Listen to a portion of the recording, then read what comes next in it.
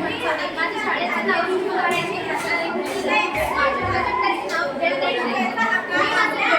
आरोग्य आणि स्वच्छता कसे ठेवावे दाखवलेली आहे. या सागराची काळजी घेण्याची आवश्यकता आहे. आणि शौचालय वापर केल्यानंतर साबणाने हात धुणे खूप महत्त्वाचे आहे, कारण त्यामुळे रोगाचा प्रसार होता येईल. समाजाची आणि आरोग्याची काळजी घेतली जाते. खूप महत्त्वाचे झाडे लावणे. झाडेमुळे आम्हाला शुद्ध ऑक्सिजन मिळते. कचरा व्यवस्थापन कचऱ्याची योग्य विल्हेवाट लावणे महत्त्वाचे आहे, कारण अस्वच्छतेमुळे माशा, डास आणि इतर कीटक वाढतात, रोगांचे प्रसार करतात. स्वच्छ पाणी पिण्याचे पाणी शुद्ध असावे. पाणी उकळून गाळून किंवा जंतुनाशक पदार्थ वापरून शुद्ध करा.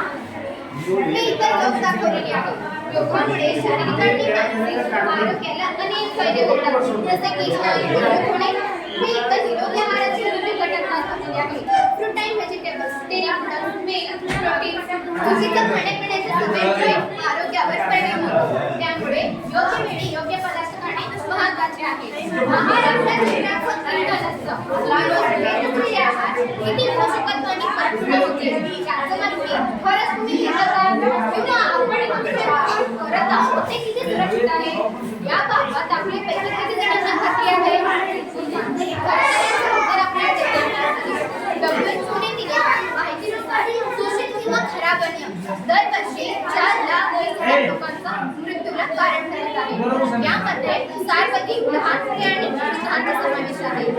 आपण अन्न कोणते खातो, कोणत्या प्रकारचे खातो ते भेसळयुक्त आहे, ताजे या सर्व गोष्टीवर अवलंबून असतो. धन्यवाद.